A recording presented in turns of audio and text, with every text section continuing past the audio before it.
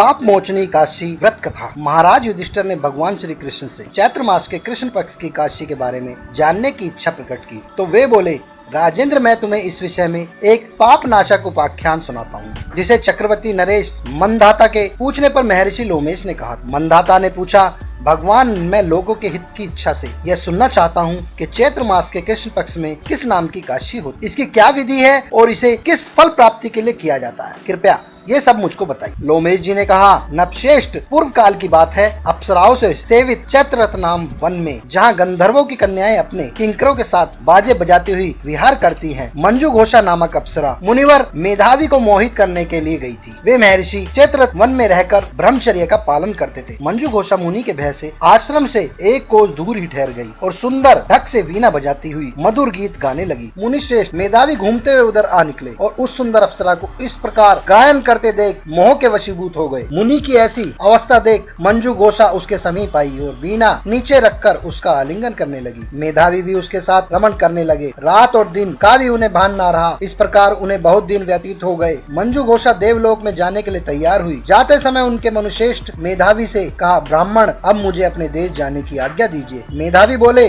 देवी, तब तक सवेरे की संध्या ना हो तब तक मेरे ही पास बैठिए। अप्सरा ने कहा, विप्रवर, अब तक न जाने कितनी ही संध्याएं चली गईं, मुझ पर कृपा करके बीते हुए समय का विचार तो कीजिए। लोमेश जी कहते हैं, राजन, अप्सरा की बात सुनकर मेधावी चकित हो उठे और उस समय उन्होंने बीते हुए समय का हिसाब लगाया तो मालूम हुआ उनके पास रहते हुए उन्हें 57 वर्ष हो गए हैं। उसे अपनी तपस्या का विनाश करने वाली जानकर मुनि को उस पर बड़ा क्रोध हुआ। उन्होंने शाप देते हुए कहा, पापिन, तू पिशाचिनी है। मुनि के श्राप से दग्ध होकर वह विनय से नतमस्तक होकर बोली, मुनिवर, मुझे माफ कीजिए, मेरे श्राप का उद्धार कीजिए। 7 वाक्य बोलने या 7 पद साथ साथ चलने मात्र से ही सत्पुरुषों के साथ मैत्री हो जाती है। ब्राह्मण, मैंने तो आपके साथ 57 वर्ष बिताए हैं, अतः स्वामी मुझ पर कृपा कीजिए। मुनि बोले, भद्रे, क्या कहूँ, तुमने मेरी बहुत बड़ी तपस्या नष्ट कर डाली है। फिर भी सुनो, चैत्र मास के कृष्ण पक्ष में जो शुभ काशी आती है उसका नाम पापमोचनी काशी होता है। वह साप से उद्धार करने वाली होती है,